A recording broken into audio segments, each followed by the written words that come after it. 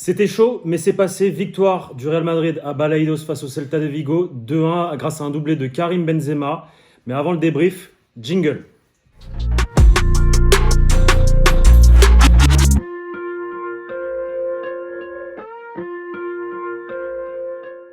Bon alors, vous avez kiffé la petite introduction? Dites-moi en commentaire si vous avez bien aimé et sinon je la change, il n'y a pas de problème.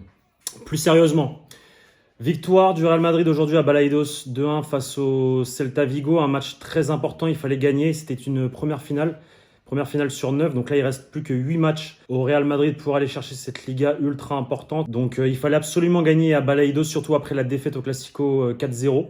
Donc voilà, c'est fait. Alors certes, match en Donsi, le Real Madrid n'a pas fait une performance incroyable. 2 pénaltys marqués, un doublé de Karim Benzema. Bon, on va tout de suite rentrer dans la polémique et dans le débat. Donc les 3 pénaltys y sont. Le premier contact sur Militao en première mi-temps, le deuxième sur Rodrigo qui a fait une très très belle rentrée. Et le dernier sur Ferland Mendy, pareil. Donc les 3 contacts, faut pas chercher la polémique. Le Real Madrid méritait ces 3 pénaltys. Karim Benzema en a marqué 2 sur 3.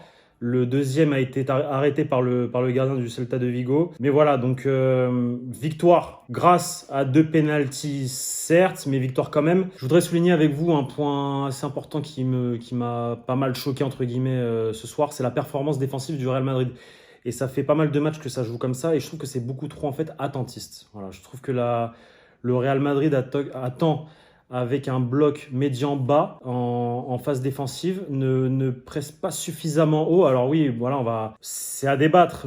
Forcément, avec ces 3 joueurs au milieu de terrain, Casemiro, Kroos, Modric, est-ce que le Real Madrid peut aller chercher ses adversaires dans son camp? C'est compliqué. Est-ce qu'ils ont le jus pour le faire? Voilà.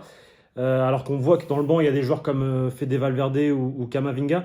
Mais voilà, moi, je suis un peu déçu par cette tactique qu'impose Carlo Ancelotti. Ce fait d'attendre en fait l'adversaire et de jouer avec le feu, parce qu'au final, on l'a vu en première mi-temps, le Celta Vigo a égalisé si je dis pas de bêtises, entre la 35e et la 40e, j'ai pas la minute exacte, un but qui a été refusé ensuite pour hors-jeu, car Iago Aspas sur l'action fait action de jeu. Mais voilà, donc une première frayeur en première mi-temps du Real Madrid, parce que voilà, le Real Madrid est trop attentiste, attend beaucoup trop. Le Real Madrid ne va pas chercher l'adversaire dans son camp et forcément ça crée des occasions en face et des opportunités. En deuxième mi-temps, le deuxième but arrive à peu près de la même manière. C'est une contre-attaque très bien menée, un centre côté droit Real Madrid. D'ailleurs, le côté droit du Real Madrid aujourd'hui catastrophique. Pour moi, c'était les 2 joueurs entre guillemets les plus mauvais du Real Madrid, Lucas Vazquez et Marco Asensio. Je trouve que Marco Asensio n'a pas apporté grand-chose, que ce soit défensivement ou offensivement. Donc voilà, le Real Madrid est beaucoup trop attentiste, joue avec le feu, et forcément tu t'exposes et tu permets à l'adversaire de se créer des occasions. Et c'est comme ça que l'égalisation est arrivée. Comme je vous ai dit, une très belle action du Celta Vigo. Erreur défensive de la défense. Donc déjà au départ, le côté droit forcément qui laisse le latéral gauche centré.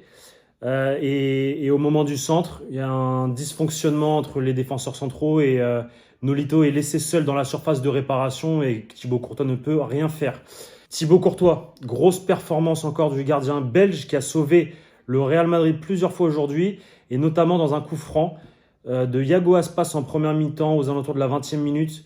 Une frappe sublime du Galicien et un arrêt incroyable du gardien belge. Donc en gros, encore une grosse performance de Thibaut Courtois. Mais voilà, encore une fois, on parle de belle performance de Thibaut Courtois. Mais pourquoi le Real Madrid a besoin tant de s'appuyer sur son gardien belge? C'est qu'il y a forcément un problème, un dysfonctionnement quelque part. Donc comme je vous disais, pour moi, le côté droit, ça a été le problème du Real Madrid encore une fois. Lucas Vazquez et Marco Asensio. Bon, Lucas Vazquez a fait ce qu'il pouvait, mais il n'a pas apporté énormément offensivement et défensivement, il y a eu pas mal d'erreurs.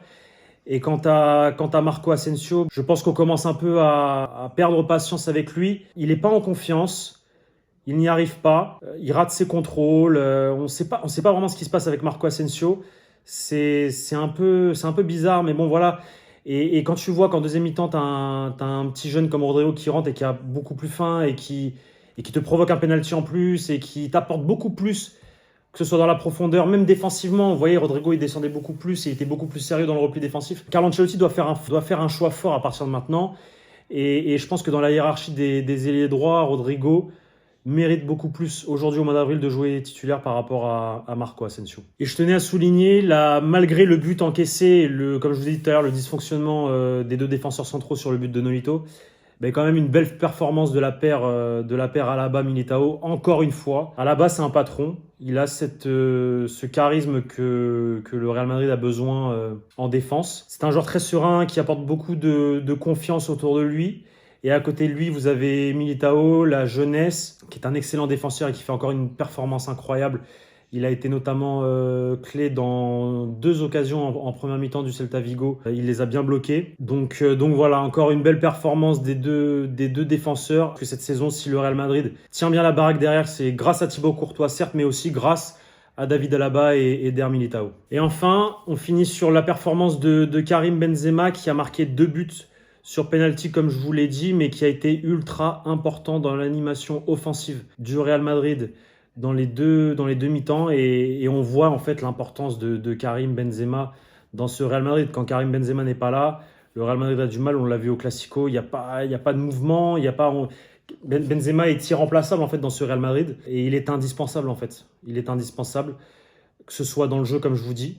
En première mi-temps, il a été ultra important dans les appuis, dans la création du jeu, toujours à bien redescendre au bon moment, à bien lire le jeu à gauche, à droite, Vinicius qui monte, etc. C'est un meneur de jeu, et en plus, il marque des buts. C'est le capitaine, c'est le meneur d'hommes. Il va rater un penalty, mais c'est pas grave. Le 3e, il va prendre le ballon et il va retirer. Et cette fois-ci, le marquer et marquer le but de la victoire. Donc voilà, encore une très belle performance de l'attaquant français qui est à 34 buts.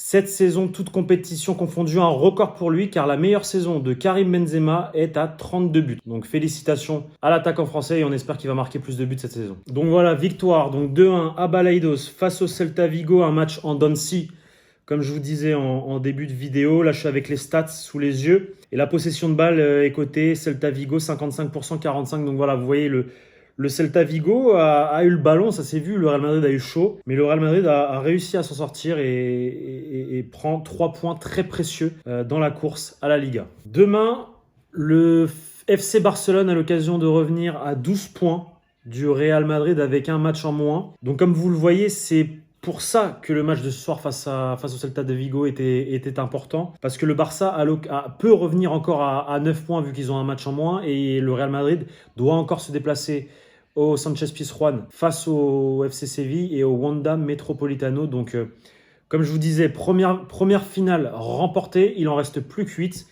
Et à voir demain le résultat du FC Barcelone face au FC Séville. Donc voilà, petit débrief à chaud terminé. J'espère que ça vous a plu. Dites-moi en commentaire ce que vous avez pensé de la performance du Real Madrid et de la performance de Karim Benzema aujourd'hui, auteur d'un doublé. N'oubliez pas de nous suivre, la chaîne du Journal du Real sur YouTube, sur Twitter, Instagram, Facebook et TikTok. Et je vous dis à très bientôt pour de nouvelles vidéos sur l'actualité du Real Madrid.